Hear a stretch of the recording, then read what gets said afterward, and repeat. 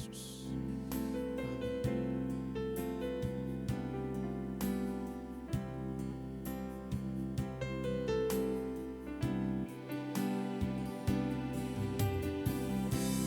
Kasih setiamu yang kurasa lebih tinggi dari langit, lebih tinggi dari langit biru. Kebaikanmu yang telah kau nyatakan lebih dalam dari lautan berkat-Mu. Berkat-Mu yang telah ku terima sempat membuatku terpesona, sempat membuatku terpesona. Apa yang tak pernah kupikirkan, itu yang Kau sediakan bagiku. Mari saya undang kita bangkit berdiri. Siapakah aku ini, Tuhan? Jadi biji mata-Mu. Dengan apakah ku balas, Tuhan, selain puji dan sembah. Berkat-Mu yang telah berkat-Mu yang telah ku terima sempat membuatku terpesona, sempat membuatku terpesona. Apa yang tak pernah kupikirkan, itu yang Kau sediakan bagiku. Siapakah aku ini? Siapakah aku ini, Tuhan? Jadi biji mata-Mu, dengan apakah ku balas, Tuhan, selain puji dan sembah. Siapakah aku ini? Siapakah aku ini, Tuhan? Jadi biji mata-Mu, biji mata-Mu. Dengan apakah ku balas, Tuhan, selain puji dan sembah. Yesus, haleluya. Kami datang ke hadapan-Mu Tuhan pada malam hari ini dengan hati yang penuh dengan syukur, dengan penuh dengan kegembiraan Tuhan. Sebab Tuhan telah memelihara kehidupan kami. Sebab Tuhan menjadikan kami menjadi anak-anak dan Engkau menjadi Bapa.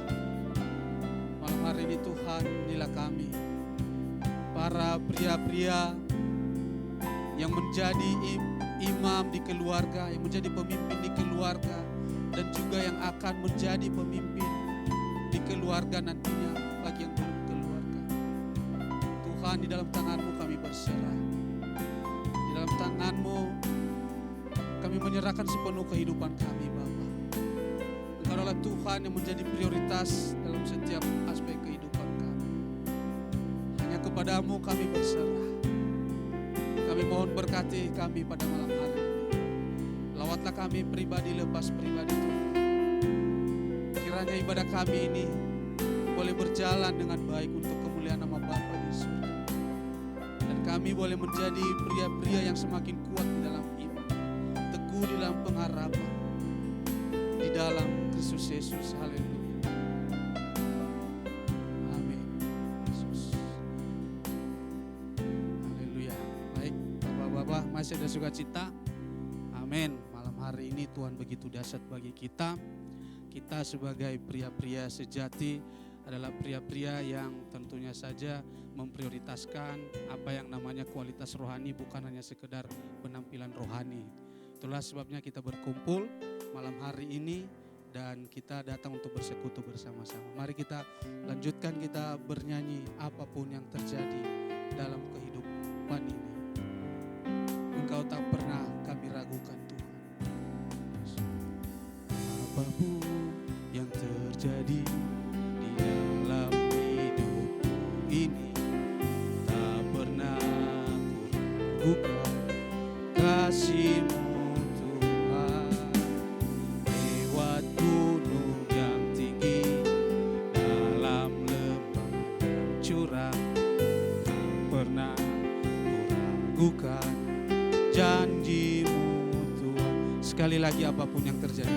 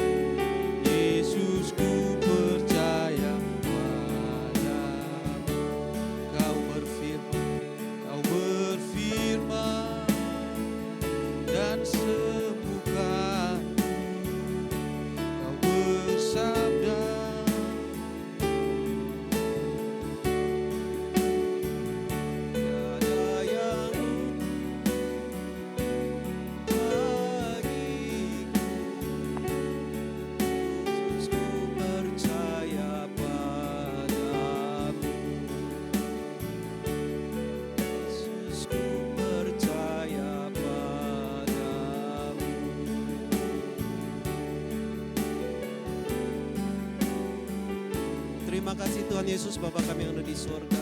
Pada malam ini kami boleh berkumpul di sini, semua adalah anugerah-Mu Tuhan. Berkati semua yang hadir di sini dan berkati juga dalam perjalanan menuju ke sini, dan berkati juga yang belum bisa datang hadir bersama untuk bersekutu bersama-sama kami Tuhan. Tuhan Yesus, kiranya Roh Kudus yang memimpin kami sehingga kami boleh belajar bersama-sama kebenaran firman-Mu Tuhan. Dan kiranya mohon Tuhan Yesus, Engkau mengusir segala roh-roh jahat, kuasa-kuasa iblis dan segala nasir jahat keluar dari tempat ini, dan hanya nama Tuhan Yesus yang dipermuliakan. Terpujilah nama-Mu Tuhan, hanya dalam nama Tuhan Yesus kami sudah berdoa, haleluya, amin. Silakan duduk. Shalom, selamat malam rekan-rekan pria sejati, laki-laki perkasa, bagaimana kabarnya? Biasa. Baik. Terima kasih untuk kesempatan yang diberikan kepada saya untuk membawakan satu topik ya. Kiat menjadi investor Kristen. Nah, ketika kita berbicara tentang investasi, dalam konsep duniawi, saya bikin secara simpel saja, yaitu menghasilkan cuan. Ya, cuan atau menghasilkan keuntungan. Mulai dari yang punya uang, dengan modal kemudian mendapatkan laba. Yang punya aset seperti Pak Eko Morlan kan punya aset, dia menginvestasikan asetnya untuk dapatkan mungkin ketika harga naik, dia jual ataupun dia sewakan mendapatkan cuan juga. Ataupun mendapatkan keuntungan. Nah, selain keuntungan yang langsung juga para investor juga melakukan investasi yang mendapatkan manfaat tidak langsung. Contoh, misalkan siapa ya? Misalkan Charles deh. Bro Charles, dia investasi, dia punya koneksi nih. Ya, pejabat. Nah, ternyata selama ini dia tahu pejabat ini bakal mendapatkan posisi yang bagus. Ya, jadi dia pepetin terus, diajarin main musik, temanin sampai malam-malam, ya kan, ikut dugem bersama-sama supaya apa? Menghasilkan cuan juga, manfaat tidak langsung. Ya, cara contohnya contoh, tidak real, contoh. Ya, supaya apa? Supaya nanti ketika dibutuhkan untuk membangun bisnis apa yang bersifat koneksitas ataupun monopoli, dia bisa memanfaatkan orang tersebut. Nah, bagaimana dengan kita? Apakah kita seperti itu? Ya. Konsep filosofi dan investasi salah satunya yang saya sangat tertarik adalah jikalau kita bermain layang-layang, kita harus cari angin yang kenceng. Maksudnya bagaimana ya? Nah, investasi kan ada beberapa. Yang pertama, high risk, high gain. Ya, resiko tinggi mendapatkan keuntungan yang gede. Low risk, high gain. Resiko rendah dapat keuntungan atau cuan yang gede. Ya. Yang agak bahaya adalah low risk, low gain. Ya, resiko rendah tapi cuannya juga dikit, ada tipis aja. Ya. Dan paling parah adalah high risk, low gain. Resiko tinggi tetapi keuntungnya kecil. Nah, konsep filosofi carilah angin yang kenceng untuk main layang-layang, saya yakin semua pasti udah pernah main layang-layang ya. Atau jangan-jangan ada yang belum pernah main layang-layang, semua udah pasti pernah kan. Nah, ketika kita main layang-layang di sini, kita tarik sampai keringatan, layang-layang nggak naik-naik, kenapa? Nggak ada angin. Ataupun anginnya kecil. Nah, itulah jenis investasi yang gagal, artinya ketika kita menghasilkan ataupun kita menanamkan modal yang besar, tetapi effortnya kecil sekali, tidak menguntungkan. Kita tanamkan modal 1 miliar, setahun cuma cuan 1 juta. Ya kan? Nah, itu pun tahun kedua tahu-tahu orangnya kabur. Nah, itu kan investasi yang sia-sia ya. Ya, kadang-kadang kita investasi, kita dengar, wah, jual bakmi bagus nih. Nah, contoh nih, nasi bakar bagus nih. Puji Tuhan. Dari jam 9:30 sampai jam 6 saya berhasil menghasilkan nasi bakar 155 porsi. Kedengarannya gede, wow kan, tapi dikalikan nilainya kan nggak nyampe 1 juta. Itu kan sama modal-modalnya juga kan. Nah, artinya apa? Artinya kita sebagai orang Kristen, kita harus pintar. Saya yakin Pak Eko nanti juga akan kasih kita sedikit trik bagaimana investasi properti yang bagus. Tetapi sebelum masuk ke situ, kita harus masuk dalam konsep Kristiani dulu. Nah, konsep Kristen seperti apa sih? Konsep Kristen, kita sebagai investor, dan saya yakin ini laki-laki perkasa, kaum pria ceria ini adalah semua adalah investor Kristen, cuma belum maksimal. Ya, mungkin ada yang cuma 10%, ada yang cuma 15%, ada yang 30%, tapi Pak Gembala udah 75% saya yakin. Alasannya nanti saya akan ceritakan kenapa 75%. Oke. Jadi konsep investor Kristen adalah yang pertama mendapatkan cuan di bumi. Dasarnya apa? Dasarnya adalah Kitab Kejadian 1 ayat 28. Mungkin salah satu rekan boleh tolong bacakan kalau boleh. Mohon kalau boleh. Apakah boleh Kejadian 1 ayat 28? Apakah boleh dibacakan? Oke, terima kasih Nathan. Ternyata udah langsung.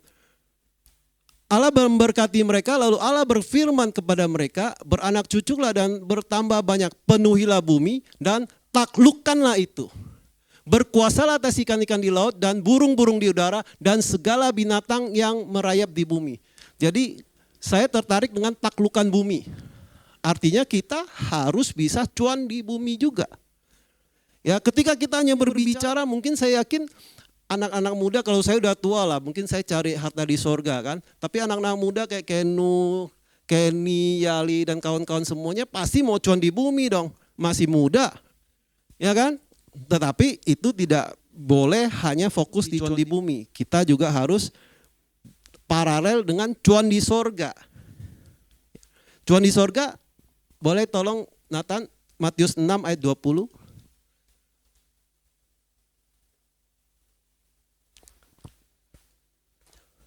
Oke. Tetapi kumpulkanlah bagimu harta di sorga nyengat dan karat tidak merusakkannya dan pencuri tidak membongkar serta mencurinya. Ini sangat abstrak sebenarnya karena kita sama-sama belum pernah pergi ke sorga, amin. Sangat abstrak. Tetapi apakah itu membuat kita menjadi tidak tertarik? Sebagai orang Kristen kita harus dua-duanya paralel. Cuan di bumi oke, di sorga gue juga cuan. Nah, karena itu caranya bagaimana? Ya, caranya yang pertama adalah yang paling penting investasi iman. Ya, investasi iman. Boleh tolong Saudara Nathan Matius 6 ayat 33. Itu udah ayat favorit ya. Tetapi carilah dahulu kerajaan Allah dan kebenarannya, maka semuanya itu akan ditambahkan kepadamu. Kenapa investasi iman penting? Karena kalau tadi contohnya misalnya Charles menginvestasi pejabat yang konon nanti akan jadi petinggi dan akan membantu saya memperlancar usaha misalnya dan sebagainya. Yesus itu adalah yang maha kuasa. Apapun bisa Yesus lakukan. Ya. Saya masih ingat Pak Gembala khotbah, kita pasti cari yang pasti-pasti. Ke Pertamina harus pasti pas katanya. Ya kan, ke pasar takarannya harus pas. Nah, investasi iman kita kepada siapa? Kepada presiden, mungkin jabatannya 5 tahun maksimum 10 tahun selesai. Tapi kalau investasi iman kepada Yesus Kristus, maka itu sudah pasti cuan 100% jaminannya. Amin. Kalau kita masih ragu-ragu untuk menginvestasikan iman kita kepada Yesus Kristus, kita jangan jadi orang Kristen. Percuma. Kita tidak usah ibadah di sini. Karena kalau investasi iman kita cuma 90% oke deh. 10% imannya tanda tanya dulu. Percuma. Tidak akan menghasilkan apa-apa. Ya, saya sedikit kesaksian saja.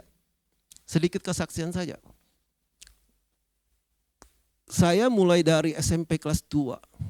Sudah mulai bantu-bantu orang tua. Nyolder, ya bikin alat elektronik, perangkat-perangkat dulu intercom. Nah, dari cuan saya masih ingat dulu cuan cuma 10 perak. Terus naik 100 perak, 1000 perak. Terakhir ketika saya pegang Yamaha Music School, saya bisa cuan satu hari sampai 200 juta. Kenapa? Karena saya bisa manipulasi data.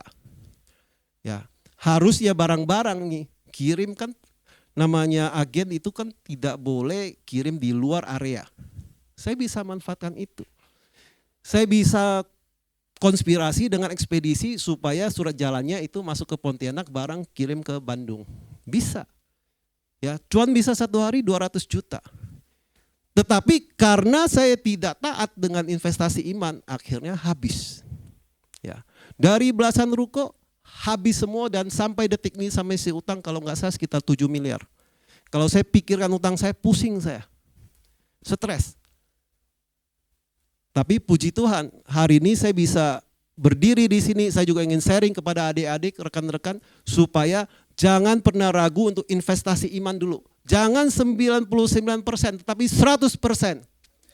Ketika Anda memberanikan diri untuk investasi sebagai investor, iman 100%, maka kamu akan cuan di bumi juga. Mau bukti? Oke, kita buktikan ya. Kita buktikan. Tapi sebelumnya setelah investasi iman maka kita harus masuk namanya respon iman. Ya, respon iman seperti yang Yakobus 2 ayat 18 sampai 26, simpel saja bahwa iman saja tidak cukup, perlu perbuatan, bukan? Nah, baru situ kita melangkah ke berikutnya. Ya. Bagaimana trik-triknya? Yang pertama, kita harus berusaha apa yang kita kerjakan itu memiutangi Tuhan. Memiutangi Tuhan Yesus. Ya, mungkin kalau kita bahasa awamnya membuat seolah-olah Yesus berhutang sama kita. Nah, contoh nih, Pak Gembala. Ya, Pak Gembala melakukan apa? Penginjilan, pengembalangan. Dia mengambil segala sesuatu yang orang lain belum kerjakan, dia kerjakan. Dia sebagai investor. Ya, dia investasi. Buktinya dari teman-teman kita yang sekarang sudah masuk komisi pria, mungkin dari sekolah minggu, mungkin dari remaja, itu adalah investasi. Ya, investasi dan banyak hal termasuk saya sendiri adalah bagian dari investasi Pak Gembala. Kenapa demikian? Desember Pak Gembala kena stroke di otak, tetapi bulan Maret dia datang mengunjungi rumah sakit jiwa, sekali lagi rumah sakit jiwa, untuk membesuk saya dan memberikan rekomendasi saya supaya saya bisa keluar dari situ dan sekolah di STT Kataros. Itu investasi yang gila menurut saya. Tapi bagi Pak Gembala, dia memiutangi Tuhan. Nah, saya sendiri saya sangat bersyukur tanpa sadar. Saya juga salah satu investor, ya bukan saya mau mengungkit-ungkit. Ketika saya menjadi pengusaha ya cukup lumayan lah ya. Ada anak hamba Tuhan mau sekolah di Singapore Bible College, berapa? 30 juta. Oke, silakan. Ada hamba Tuhan lagi sekolah di Saat, butuh perangkat komputer, oke. Ada gereja yang butuh bantuan, kita okein. Dengan harapan apa? Apakah kita berharap nanti kita mendapatkan balasan jasa? No. Semua harus kita lakukan dengan tulus. Tanpa motivasi dibayar. Dengan demikian baru kita bisa memiutangi Tuhan. Pak Gembala nggak mungkin berharap, oh nanti Sentosa begini, nggak mungkin. Tapi dia bekerja apa yang dia ingin kerjakan, tetapi tujuan akhirnya sebenarnya ingin membuat Tuhan Yesus berpiutang. Ya. Dan piutang ini penting. Kenapa? Perjalanan karir kalian itu kadang-kadang banyak masalah. Tetapi ketika kita banyak piutang, mujizat sering terjadi. Kok tiba-tiba ada solusi? Kok tiba-tiba bisa begini? Kok ada penolong datang? Nah, sesungguhnya kita sudah memiutangi Tuhan. Ya, Tuhan bekerja dengan caranya yang ajaib. Yang penting kita lakukan dengan tulus. Jangan saya memberikan sumbangan gereja 100 juta, saya berharap 400 juta, berarti udah lunas. Tuhan tidak ada piutang lagi. Tetapi kalau kita kasih 100 juta, karena saya mau kasih, udah titik. Embel-embel tidak ada. Nah, itulah motivasi yang jelas. Ya. Kemudian selain memiutangi Tuhan, yang kedua adalah iman yang tanpa kompromi. Nah, kegagalan orang Kristen, dan minta maaf, orang Kristen juga sering, kita kan kaum minoritas, kita nggak mungkin masuk di sini, nggak mungkin masuk di posisi sini karena mereka mayoritas. Itu omong kosong. Alkitab dengan jelas mencatat. Contoh, Daniel, orang buangan, berhasil di Persia, orang Kastim dikalahkan sama teman-temannya. Ya, mereka malah menjadi pimpinan di situ. Contoh lain apalagi? Yusuf, minoritas, penguasa Mesir. Artinya apa? Mereka tidak pernah mau kompromi dengan dosa. Ya. Ketika Sadrak Abednego, mereka ditawarkan, kalau kau tidak menyembah patung saya, maka kamu akan dilemparkan ke api. Apa jawabannya? Kalau Allah yang saya sembah mau melepaskan saya dari api, pasti akan dilepaskan. Andai pun tidak dilepaskan, saya juga tidak apa-apa. Saya tetap tidak mau menyembah patung-patung kamu. Nah, kelemahan kita orang Kristen adalah terkadang pada saat kepepet kita kompromi. Ya, saya juga begitu. Ya, saya juga begitu. Saya tahu ini dosa, tetapi karena kepepet, ya udah nggak apa-apa. Ya kan, habis itu minta ampun. Yesus kan maha pengampun. Kita manfaatkan ayat Yesus maha pengampun, terus kita dengan sengaja kita melanggar, dan akhirnya apa yang terjadi? Sesungguhnya kita masuk ke posisi high risk, low gain. Ya, resiko lu tinggi, sedangkan lu dapatnya dikit, cuannya cuma dikit. Kadang-kadang orang berpikir, saya ambil contoh yang paling sederhana. Tuhan menyuruh kita 6 hari bekerja, 1 kuduskan buat Tuhan. Ya. Ketika saya mendapatkan lisensi untuk Yamaha Music School, teman-teman semua bilang, Sentosa kamu buka hari Minggu aja. Karena hari Minggu pada libur, pada semua mau les. Saya bilang no. hari Minggu saya buat Tuhan. Bahkan ketika Presiden Direktur calon Prokpan ingin beli keyboard sama saya, telepon di hari Minggu 20 kali dia telepon, saya tidak mau urus. Sombong sekali kamu, bukan. Kenapa? Tuhan lebih penting. Dan ternyata memang luar biasa. Ya jujur ya, ketika saya menjelang bangkrut, saya cek laporan keuangan saya untuk Yamaha Music School 1 bulan dapat neto. Sudah bayar semua guru-guru lisensi masih 100 juta. 1 bulan. Ya. Itu bukan karena kepintaran saya. Ketika di Pontianak udah 12 tahun tidak ada seorang pun mau buka sekolah musik Yamaha. Karena pertama mahal, yang kedua biaya kursusnya mahal dan persyaratannya berat. Tetapi ternyata kalau Tuhan sudah memberkati Anda, ketika Anda tidak mau kompromi, itu akan membuat karir Anda berubah. Percaya tidak percaya, lakukan dulu dan buktikan hasilnya. Ya. Hari 7 saya tetap konsisten tidak mau beraktivitas bisnis. Saya tetap konsisten tidak mau buka walaupun mereka bilang bodoh kamu, hari Minggu kan hari yang rame, banyak yang akan les. Kenapa? Mereka kan libur. Saya bilang no. Dan ternyata apa yang terjadi? Saya tetap menjadi nomor 1 di sana. Ada namanya Gilang Ramadan Music School, ada namanya Ahmad Dhani Music School, ada Purwacaraka dan beberapa lagi. Tetap aja tidak bisa bersaing. Tetap aja mereka sudah kenal namanya Sentosa, hari Minggu nggak bisnis. Udah selesai. Jadi brand image. Kalau mau bisnis Senin sampai Sabtu. Ladenin sampai jam 11 malam juga saya ladenin. Tapi kalau udah masuk hari Minggu, no. Nah, buktikan. Ya. Kesalahan saya kenapa? Saya cuma tidak kompromi dengan hal 6 hari. Tapi saya kompromi dengan dosa-dosa lain. Itu yang membuat saya terjerat. Yang kedua, ketika saya menjadi dealer dengan penjualan terbesar se-Indonesia, nah sombong udah. Ya, jadi kesombongan, kemudian pemikiran-pemikiran yang merasa sudah benar, yang seperti Pak Gemla pernah ngomong, iblis memang tidak bisa memberikan kamu pengajaran-pengajaran sesat, tapi iblis bisa membuat kamu selalu merasa benar, dan itulah membuat kita jatuh. Ya, kita setiap kali kita mau melakukan investasi, kita ngerasa, wah hebat, wah gue masuk sini cuan, gue beli properti, jujur ketika saya beli properti 1,7 M. Dalam 1 tahun naik sampai 3,5 sampai 3,7 M. Saya beli 2 waktu itu. Dalam 1 tahun.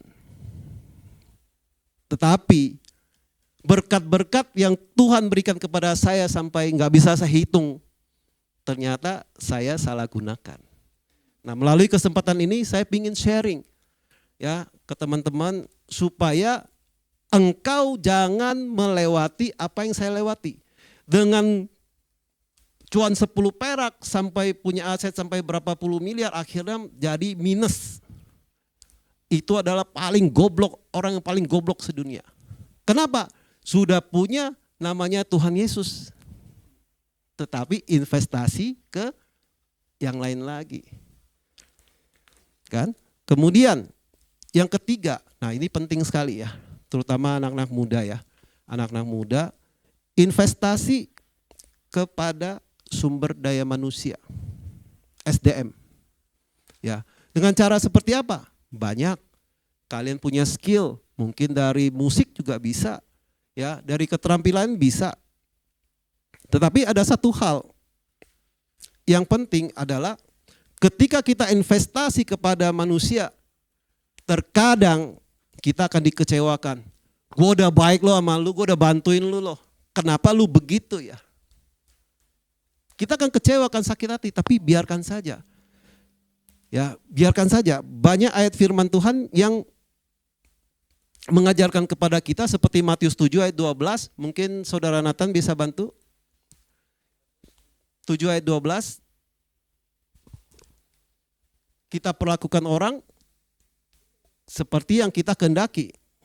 Ya. Walaupun kenyataan, fakta di dunia ini memang sering terjadi. Gue udah baik-baikin, gue udah tulus sama lu, tetapi malah kita diserang. Kadang-kadang kita dikhianati, kadang-kadang kita difitnah. Tetapi kembali lagi ke nomor 1, kita sudah memiutangi Tuhan. Ya, walaupun di dunia mungkin belum cuan, tapi di surga kita udah cuan. Kemudian yang berikutnya, kesalahan kita investasi di sumber daya manusia, kita seringkali lalai. Ya, firman Tuhan sebenarnya luar biasa ya. Ketika salah satunya tentang Matius 5 ayat 29 tentang 30 itu, ya Matius 5 ayat 29 sampai 30. Ketika kita membaca kan seolah-olah cungkil mata yang menyesatkan, potong tangan yang menyesatkan.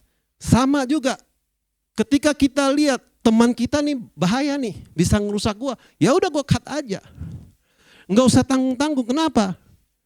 Kalau kita tidak cut, satu saat kita akan masuk terperosok. Ya, kita harus berani ambil keputusan.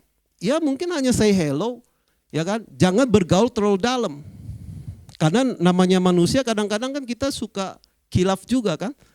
Tapi kalau kita coba, oh nggak apa-apa, kita coba, pas amblas habis. Ya, ketika itu kita harus ingat high risk, low gain. Apalagi high risk, no gain. Ya kan, udah resiko tinggi, keuntungan cuannya nggak ada, ngapain gitu loh. Terus bagaimana yang harus kita bergaul? Simple saja. Sambil salah satu contoh yang mungkin sepele ya. Contoh, kita lihat ya di Bekasi mungkin banyak preman. Ketika preman mintain kamu duit, kamu kasih, apakah itu kasih? Enggak. Preman itu akan menganggap kamu takut sama dia. Tetapi di saat preman itu sedang duduk termenung, ya kan, dengan tatapan mata kosong, kamu samperin, ya kan, kamu nawarin makan, udah makan belum? Jangan nawarin rokok kan, karena kita orang Kristen kalau nawarin rokok ya enggak lucu juga, apalagi ayo amer dulu ya kan, jangan juga kan. Ya kan? Nah, dengan hal-hal sepele itu adalah investasi SDM. Karena kita nggak tahu, pas kita lagi apes misalnya, lagi kendarain, tahu-tahu kita diserempet, pas di situ ada, dia akan bela kamu habis-habisan. Itulah salah satu investor. Kan? Jadi jangan selalu merasa bahwa gua kan nggak punya duit, gua nggak punya properti, tapi lu punya ilmu, lu punya skill. Manfaatin. Ya, sekarang mungkin umur 20-an lu investasi dengan skill yang ada. Bangun koneksi sebanyak mungkin. Ya. Nanti 10 tahun kemudian kamu akan mendapatkan hasilnya. Nah, memang betul sih kalau kita masuk ke duniawi. Ya, masuk ke duniawi salah satu namanya si Ahong itu namanya nama lengkapnya mungkin teman-teman pada tahu ya, Lo Keng Hong. Dia adalah raja investor di bidang saham. Ketika pialang-pialang saham itu tiap hari pelototin, naik jual, ya kan, turun beli, naik jual, turun beli, tiap hari pelototin sampai banyak yang bunuh diri kan, saking stresnya. Karena setelah jual ternyata naiknya melejit. Kan, setelah beli ternyata turun. Amsyong dia udah nggak bisa terima, udah bunuh diri, loncat. Hong Kong banyak terjadi seperti itu. Indonesia mudah-mudahan tidak ada ya, di Bursa Efek Jakarta nggak ada seperti itu. Nah, si Lo Keng Hong berbeda. Dia melakukan analisa. Oh misalnya kalau Pak Emil kan di BCA ya, waktu launching BCA saham berapa Pak Emil? Kalau nggak salah ceban ya? 10.000 kan?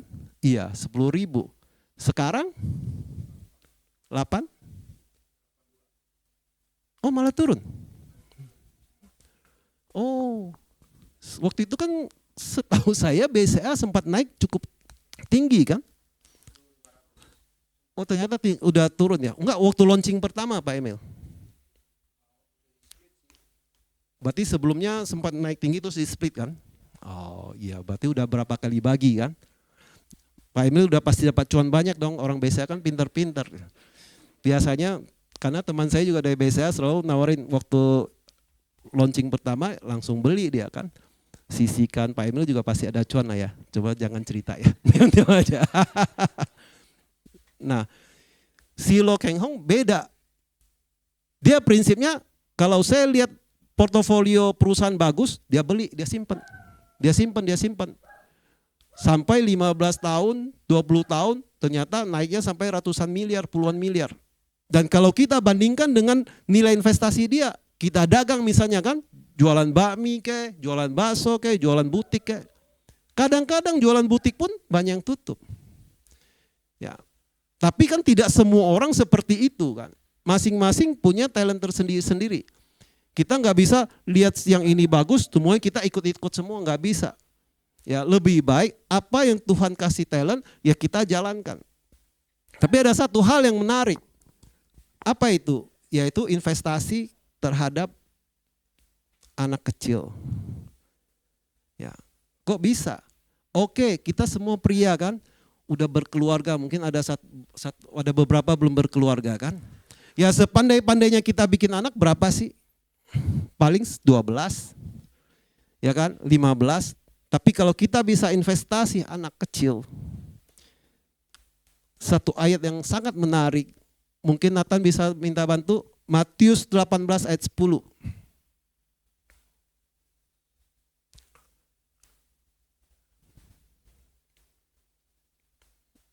Matius 18 ayat 10. Nah, ingatlah, jangan menganggap rendah seorang dari anak-anak kecil ini, karena aku berkata kepadamu, ada malaikat mereka di sorga yang selalu memandang wajah Bapakku di sorga. Ya. Pak, saya kan kerja gaji 1,5 juta, bagaimana saya investasi anak orang? Anak sendiri masih susah. Memang sepertinya betul, tapi kan gak 1,5 juta kita investasikan. Ya, contoh misalnya, kita lihat anak sekolah minggu, ada yang pintar-pintar, tapi dia lapar. Dia mau ke sekolah minggu, dia gak punya uang untuk sarapan. Kita sisihkan uang 2.500 beli roti.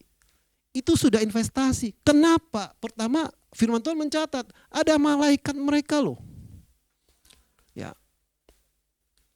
Ada malaikat mereka, dan itu kadang-kadang kita merasa cuma 2.500. Benar, bagi orang dewasa 2.500 gak ada apa-apanya. Tapi bagi anak kecil, ketika Anda membelikan makanan saat dia lapar, Anda udah umur seperti saya, dia masih bisa ingat.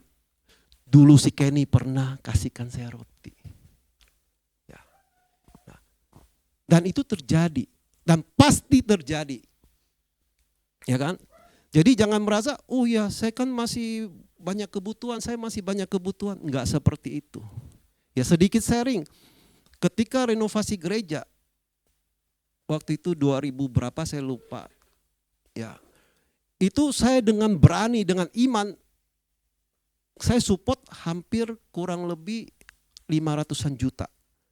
Dengan kondisi keuangan saya, utang bank itu sekitar 12 M dengan bunga 1,5% berarti 150 juta per bulan yang harus saya kejar. Kalau bicara keuangan nggak boleh, mana boleh masukin 500-an juta ke situ. Tapi dengan iman saya nggak peduli. Terus apakah saya menjadi bangkrut? Enggak. Justru ketika dengan iman saya memberanikan diri dan dengan ketulusan tanpa berharap sedikit pun Tuhan membalas. Ternyata apa yang terjadi? Dapat proyek ini cuan 200, dapat proyek ini cuan 150, hitung-hitung dapat 1 M lebih. Jadi 1 perak pun Tuhan tidak pernah pakai uang kita. Yang penting kamu tulus atau enggak, itu saja. Kuncinya sederhana, karena yang mengetahui tulus atau tidak kan kita sendiri toh, bukan orang lain. Ya kan? Demikian halnya dengan anak kecil. Ya, oke, anak sendiri. Saya lihat seperti Pak Daud, dia sudah investasi, Yosafat hasilnya. Investor itu kan, ya kan? Tapi jangan cuma anak kandung doang, ya. Coba juga anak-anak, karena saya lihat anak-anak kecil yang ceria-ceria itu pintar-pintar. Saya baru berapa kali ngajar di sekolah minggu, pintar-pintar. Tapi sayang mereka mendapatkan latar belakang keluarga yang gak bagus. Ya. Sayang sekali. Nah, kalau kita bisa menyisihkan, ya bangsa 5.000, 10.000, dan yang penting ketulusan. Kalau kita nggak tulus ya jangan, percuma. Karena itu tidak akan memiutangi Tuhan. Malaikat juga nggak akan menghiraukan kita. Tapi kalau kita betul-betul tergerak dan kita pingin, tanpa berharap, tahu-tahu 15 tahun kemudian misalnya Charles buka perusahaan sawit. Nggak taunya ternyata anak kecil itu jadi kepala dinas. wah langsung dipermudah tanpa kita sadari gitu loh. Ya kan? Langsung tanda tangan, selesai. Yang tadinya mau nunggu setahun, besok jadi. Ini Pak Charles dulu bantuin saya kelaparan, Pak Charles yang kasih. Dan itu benar. Mungkin Anda belum merasakan karena Anda belum investasi. Ya kan? Tapi kalau saya puji Tuhan, udah banyak investasi dan puji Tuhan banyak yang berhasil. Salah satunya ada pengacara, ya masih muda sekali. Ketika 2005 saya berperkara dengan pihak mall. Ya. Dan pengacara ini tampangnya tidak meyakinkan, kurus ceking kayak mahasiswa kan. Tapi otaknya pintar. Ya. Namanya Arif Trijoto. Ketika saya ngobrol, pertama jujur saya meremehkan dia. Biasanya kan penampilan kayak Pak Waru kan, keren, mentereng kan, meyakinkan. Kalau dia enggak ceking, kacamata kan, kayak anak mahasiswa yang baru sekolah kan. Ternyata setelah diskusi pintar banget anak ini. Udah saya invest, saya kasih kantor, dia pakai motor buntut, saya belikan waktu itu Kijang kapsul masih keren sih waktu 2005. Saya belikan Kijang kapsul, saya bilang supaya kamu jadi bonafit. Ketika saya mengalami kesulitan, betul-betul tidak punya uang. Bukan 10-20 juta dia support. Kenapa? Dia sudah dipercaya sama perusahaan besar, perusahaan kayu namanya Alas Kusuma. Dia dijadikan direktur, kemudian mereka ada bangun properti dan dia dapat saham. Jadi kadang-kadang kita berpikir, enggak mungkin, masa kita punya Tuhan Yesus yang luar biasa tuh segala sesuatu enggak mungkin? Ya pastilah, bukan enggak mungkin, pasti. Cuma waktunya kapan tergantung Anda sendiri. Apakah Anda merespon iman kamu dengan benar?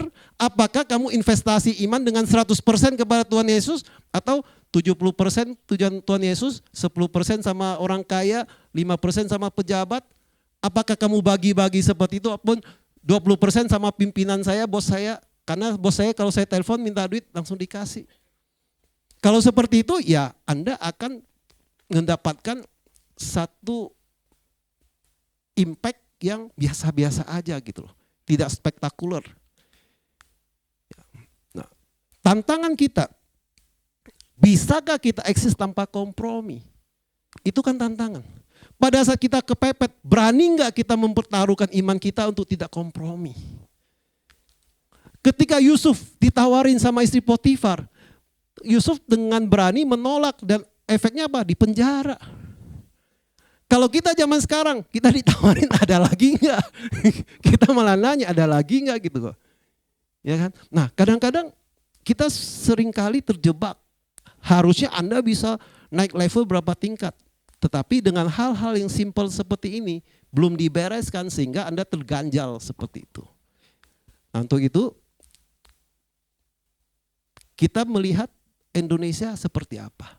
Anda di sini, penduduk 260-an juta kalau nggak salah sekarang ya. Kepulauan terbanyak sedunia.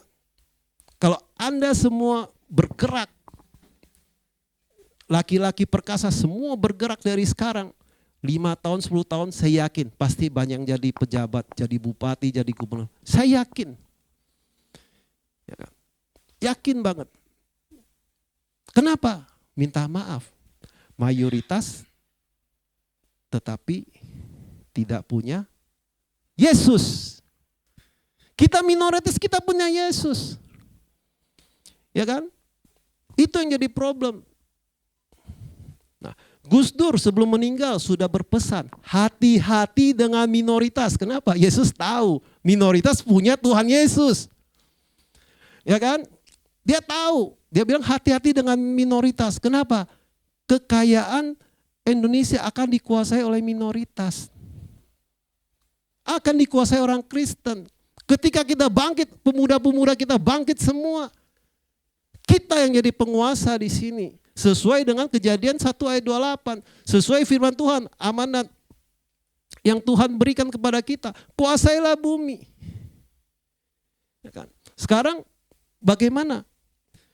Ketika lagi viral, Kabul aja dulu. Indonesia gelap. Kenapa? Setiap pagi, bangun pagi, dia tidak punya masa depan. Begitu bangun pagi kita lihat gelap aja. Nggak tahu besok mau ngapain. Kalau kita punya Tuhan Yesus jelas. Kita mau arah kemana semua jelas. Mau invest yang mana? Jelas. Musik, bisa nggak kita investasi musik? Bisa. Ya, selama masih ada manusia, itu musik tidak akan mati. Dulu gitar Yamaha yang ini, kami jual cuma 1 jutaan, sekarang mungkin 4 jutaan. Ya. Jadi banyak hal yang bisa kita lakukan. Tapi beresin dulu pondasinya, yaitu investasi yang pertama. Investasi imannya bereskan dulu. Baru Anda akan melihat dengan takjub bagaimana Tuhan Yesus bekerja dalam hidup kita masing-masing. Ya, saya jujur, ya saya terbuka dengan Anda. Saya pilih bunuh diri, tapi waktu saya mau bunuh diri saya masih berdoa. Sebelum saya minum obat saya masih berdoa. Andai pun saya masuk neraka, Tuhan Yesus satu-satunya Tuhan saya. Habis itu saya minum obat, ternyata nggak mati juga. Udah minum berapa puluh biji, nggak mati-mati ternyata. Nah, makanya saya bisa sampai ke sini. Jadi bukan omong kosong. Karena saya merasakan Tuhan itu begitu dahsyat, yang penting investasi iman kita beres, maka kita, orang lain boleh bilang Indonesia gelap lah, kabur aja dulu. Kenapa? Dia nggak lihat masa depan kok.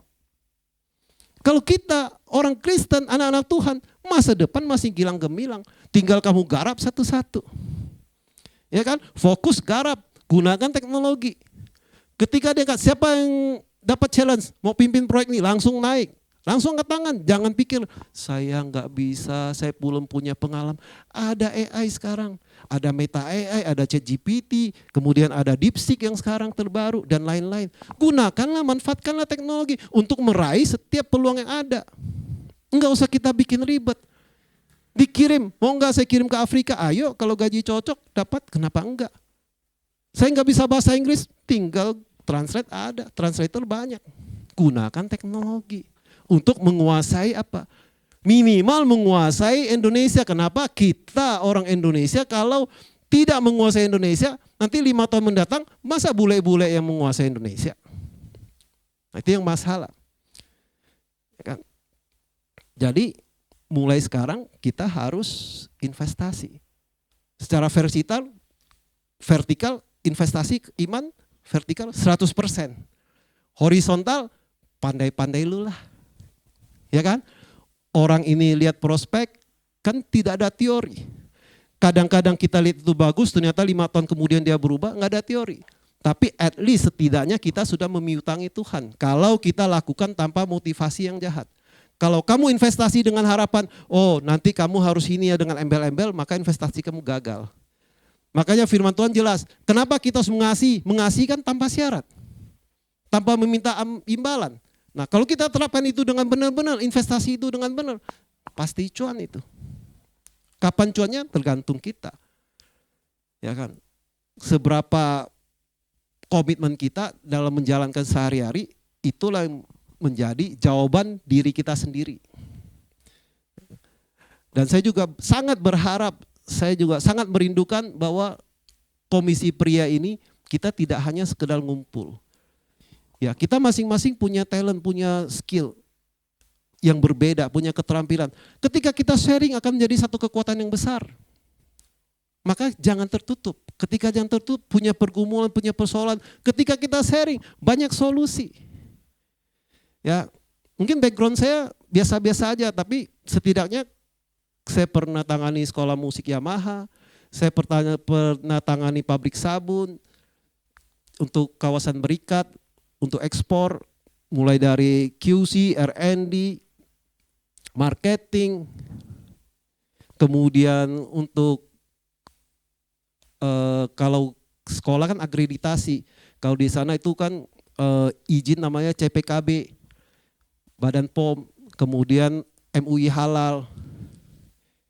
Nah, kemudian untuk listrik, ketika saya dipercaya untuk bangun pabrik kimia, instalasi listrik kami kerjakan sendiri. Kan? Pabrik kimia yang biasanya 10 tahun baru lancar, kami kerjakan 6 bulan sudah lancar. Target produksi sudah tercapai.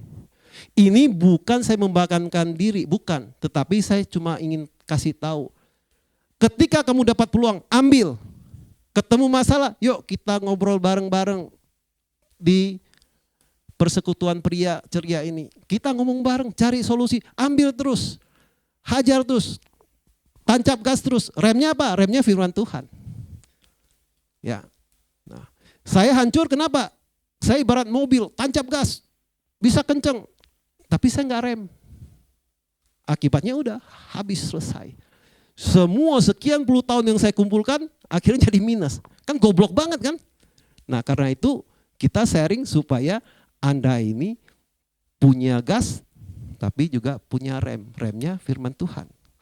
Oke, itu saja, udah terlalu lama sepertinya.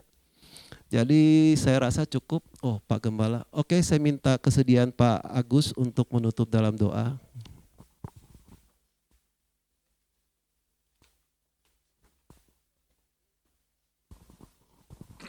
Haleluya, semua diberkati, amin. Haleluya. Hukum tabur tuai itu akan terus terjadi dalam kehidupan orang Kristen.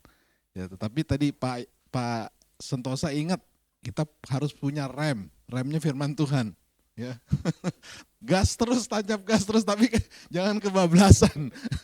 Karena udah terbukti, kalau nggak ada rem firman Tuhan, segala yang sudah kita bangun puluhan tahun, keberhasilan kita akhirnya habis.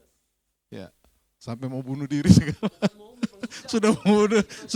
sudah berapa kali mau bunuh diri, tapi Tuhan masih kasih kesempatan buat ya, sudah lakukan, tapi tidak itu belum kehendak Tuhan. Aku belum selesai dengan engkau, kata Tuhan Yesus. Masalahnya ketika Yesus cek saldo.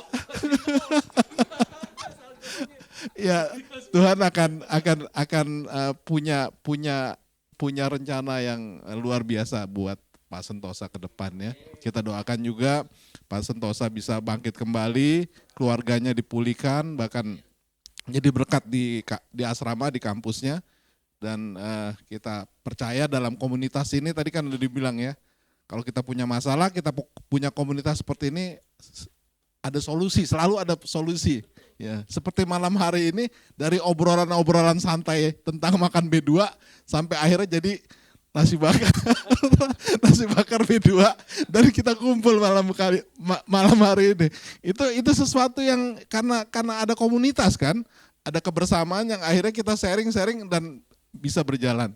Haleluya. Tetap semangat, tetap andalkan Tuhan. Percayalah, apa yang sudah engkau tabur pasti engkau akan tuai. Ya. Kau menabur kebaikan, kau akan menuai juga kebaikan yang daripada Tuhan. Amin. Haleluya. Hendaklah kebaikan hatimu akan memberkati banyak orang. Itu yang terpenting. Ya. Sehingga kita bisa mempiutangi Tuhan dengan kebaikan hati kita. Gampang tergerak. Seperti Tuhan Yesus, dia mudah tergerak melihat sesuatu yang janggal atau sesuatu yang harus dikerjakan, dia cepat. Tuhan Yesus waktu mujizat terjadi, apa yang tergeraklah hati Tuhan Yesus. Waktu hatinya tergerak, dia melakukan banyak mujizat, banyak hal-hal yang besar yang dilakukan. Demikian juga kita harus punya kebaikan hati seperti hati Yesus. Kita mudah tergerak untuk melakukan kebaikan. Amin. Kita berdoa. Tuhan Yesus, kami bersyukur, terima kasih kesempatan malam hari ini ada banyak pelajaran yang luar biasa yang kami terima. Pelajaran hidup dari Pak Sentosa, kami mendapatkan pelajaran-pelajaran kehidupan. Pengalaman hidup, terlebih anak-anak muda, anak-anak remaja yang ada bergabung dengan kami. Kiranya engkau mendapat hikmat marifat daripada Tuhan, sehingga engkau menjadi bijaksana. Engkau akan menginvestasikan hidupmu dengan mengandalkan Tuhan, dengan menjadikan Yesus, haleluya, investasi yang utama, yang 100% engkau percaya bahwa dia akan menyatakan setiap kemurahan dan kebaikannya. Dengan tulus diingatkan, dengan tidak ada motivasi yang lain. Waktu engkau melakukannya sedemikian, maka hidupmu akan senantiasa diberkati Tuhan. Dan Tuhan akan selalu buka jalan. Sekalipun memang waktu Tuhan tidak sama dengan waktu manusia. Tuhan punya waktunya. Waktu kita bertekun, waktu kita bersabar, kelak kita akan menuai. Haleluya, kita akan menuai segala kebaikan yang sudah kita buat. Haleluya, haleluya. Terima kasih buat malam hari ini. Terima kasih Tuhan buat kesempatan yang indah kami bersama-sama belajar dari Pak Sentosa, dari pengalaman hidupnya, sharing firman Tuhan tentang investasi Kristen. Kami mendapatkan satu pencerahan yang luar biasa. Kiranya Roh Kudus memimpin kami, mengurapi kami, dan terus kami berjaga-jaga, berhati-hati. Dan kami terus ada dalam rel Tuhan, dalam kebenaran Tuhan. Sehingga kami tidak menyimpang ke kiri atau ke kanan, tetapi kami mengikuti kebenaran yang daripada Tuhan. Haleluya, haleluya. Dalam nama Yesus kami berdoa mengucap syukur. Haleluya, yang percaya katakan amin. Terima kasih Pak Sentosa. Haleluya. Selanjutnya kita akan bawa persembahan ya, karena ini penting buat kas kaum pria nanti kita bisa ada kegiatan-kegiatan ke depan. Mungkin Pak Pak Suar mau sampaikan sesuatu untuk mungkin program-program ke depan yang akan kita kerjakan, dan sehingga itu menyemangati yang lain supaya bisa terus berjejaring bersama-sama dengan kita. Kita persembahan dulu aja ya. Oke. Kantongnya bisa bantu Leo. Hah? Keliling aja. Permintaan senior katanya keliling aja dia udah. Leo berdoa. Mari kita bersatu. Bapak kami yang di surga, kami menjawab syukur Tuhan.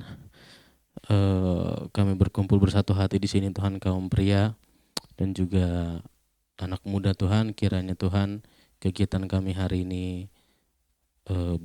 bermakna di hati kami Tuhan. Tuhan, sebentar kami mau berikan yang terbaik bagi gerejamu Tuhan. Kiranya Tuhan Kau terima ini Tuhan Yesus, menjadi kemuliaan bagi nama-Mu. Terima kasih, dalam nama Yesus kami berdoa dan mengucap syukur. Haleluya, amin.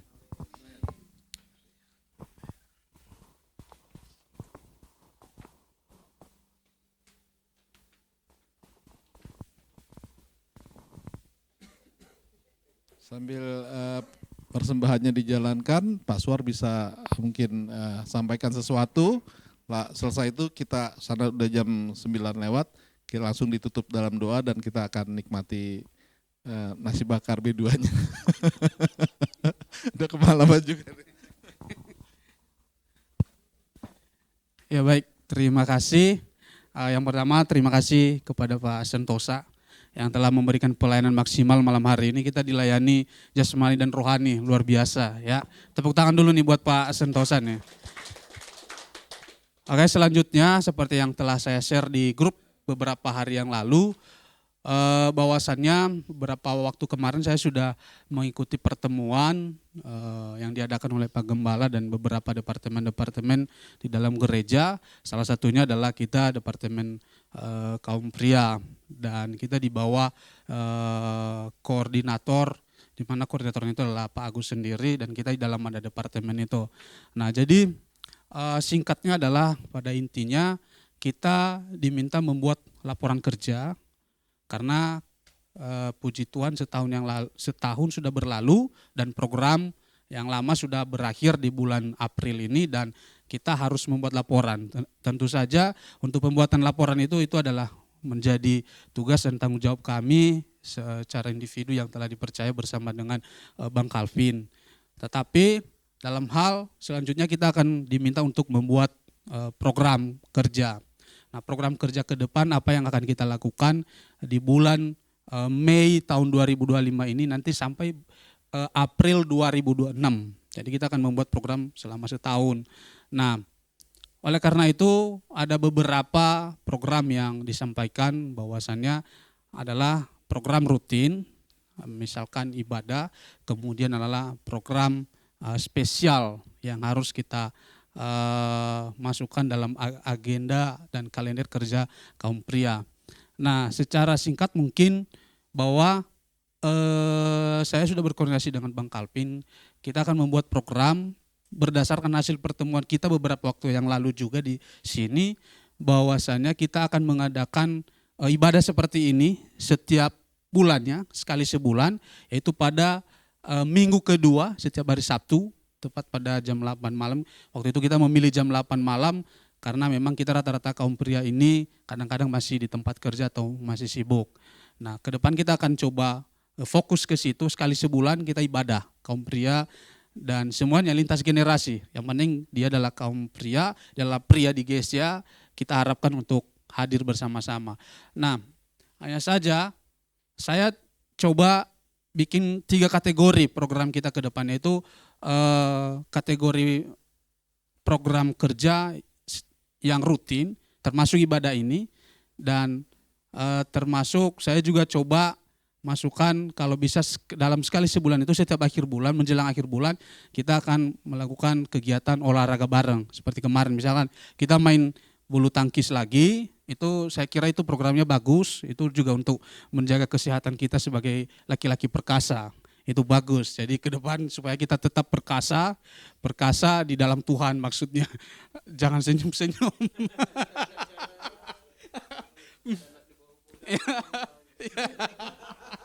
Oke, kemudian saya membuat program yang keduanya itu adalah spontanitas. Ya, biasanya kita kaum pria ini suka juga, gemar juga dengan program kerja spontanitas. Nah, saya kategori misalkan spontanitas itu misalkan pengumpulan dana, aksi dana, misalkan kayak seperti tahun ini panitia Natal meminta kita kaum pria untuk memberikan sumbangan, dan akhirnya kita melaksanakan aksi dan puji Tuhan sudah terlaksana. Seperti pengadaan mimbar ini, itu semua adalah aksi spontanitas. Dan juga termasuk di dalamnya saya anggap seperti misalkan kita kunjungan mendadak ke tempat kaum pria yang memang misalkan ya apakah sukacita atau duka itu terserah, semuanya nanti kita coba lihat ke depan. Nah, untuk program spesial di sini nih saya perlu untuk kita mengadakan pertemuan, untuk saya minta pendapat rekan-rekan semua program spesial apa yang akan kita buat. Kemarin patokannya itu awalnya dari Pak Gembala itu 3, tapi setelah dibahas maksimal 2. Maksimal 2 program spesial yang coba kita buat untuk kita nanti eksekusi dari bulan Mei ini sampai bulan April tahun 2026. Nah, poinnya juga kita juga harus pertimbangkan bahwa tahun ini kita juga adalah panitia Natal. Dan kita telah memilih ketua panitianya, mungkin itu sekaligus dengan Paskah juga Pak ya? Iya, jadi panitia Natal dan Paskah sekaligus. Nah, artinya kita harus mempertimbangkan itu juga kalau misalkan kita mau membuat program yang spesial ini. Nah, oleh karena itu saya minta nih pendapat teman-teman, rekan-rekan semua, kira-kira program apa yang mau kita masukkan pada kalender kerja kita untuk 2025-2026 ini. Contohnya misalkan nih, karena kemarin kita belum gagal terus mancing mania nih. Siapa tahu kita mau masukkan itu, kita mau mancing mania lagi, boleh kita jadwalkan. Ya, kita jadwalkan apakah bulan berapa ke depan, kita coba lihat September, Mei, Juni atau Juli. Nanti coba kita diskusikan bareng-bareng, atau misalkan kita masukkan ya udah kita KKR, contohnya ibadah KKR. Jadi seluruh kaum pria kita akan mengadakan ibadah KKR, atau misalkan contohnya lagi kita outing keluar, misalkan ya udah nanti sekalian kita rapat panitia Natal, ya boleh-boleh saja. Kita tahu juga kita kaum pria semua. Nah, semuanya kembali kepada kita. Oleh sebab itu nih saya minta nih pendapat teman-teman nih supaya kita jangan berlama-lama nih. Jadi mudah-mudahan teman-teman bisa memberikan pendapat mungkin ya. Ya mungkin ini dari yang belakang dulu nih, dari Pak Heri nih.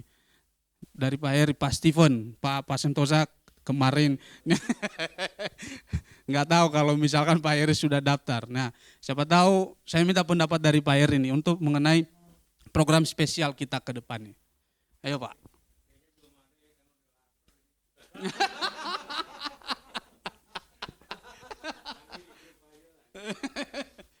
Ya.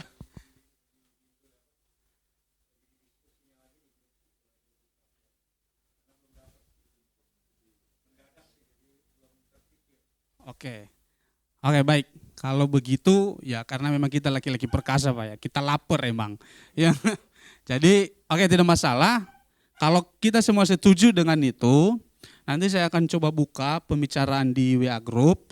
Nanti mohon rekan-rekan semua untuk memberikan masukan. Kalau bisa acaranya apa, terus nanti tanggal berapa, dan misalkan di mana. Misalkan kita mancing tanggal sekian dan di mana. Ya, jadi saya minta nanti pendapatnya untuk sama-sama kita di grup. Kalau kita sepakat seperti itu karena memang juga udah malam, oke tidak apa-apa. Dan mungkin kita akan mengakhiri ya sebelum kita menikmati berkat Tuhan, yaitu B2 bakar yang disediakan oleh Pak Santosa. Pak Oni ya disupport oleh Pak Oni tapi dikerjakan oleh Pak Santosa. Ya luar biasa, terima kasih. Mungkin kita akan berdoa dulu ya. Oke, mari kita berdoa. Haleluya Bapa, terpujilah namamu sebab Engkau besar, sebab Engkau adalah Tuhan Allah, Engkau adalah sumber dari segala sesuatu yang menjadi kebajikan dalam kehidupan kami. Semua kebaikan-Mu, pemeliharaanmu telah kami terima sebagai anak-anak-Mu Tuhan. Maka kiranya Engkau semakin menguatkan kami dalam iman, kami terus teguh dalam pengharapan, dan hati kami hanya terpusat kepada Tuhan saja. Jadikanlah kami sebagai hamba-hamba yang setia dan menjadi kepala keluarga, menjadi calon-calon kepala keluarga, pemimpin keluarga yang akan berbakti kepada Tuhan Yesus saja. Sehingga kami boleh menjadi investor di dalam iman, investor dalam Kristus Yesus. Dan tentu masa depan kami akan menjadi terang di dalam Tuhan. Bapak, saat ini telah tersedia makanan dan minuman yang telah ada di hadapan kami. Kami mohon kiranya Engkau berkati Tuhan, biarlah menjadi sumber kekuatan, kesehatan dalam tubuh jiwa raga kami, supaya hari demi hari kami boleh semakin kuat dalam melaksanakan aktivitas kami. Inilah kami Tuhan, kami berserah di dalam nama Bapa di surga. Haleluya. Amin. Ya, selamat menikmati. Mungkin langsung saja kali ya Pak di belakang.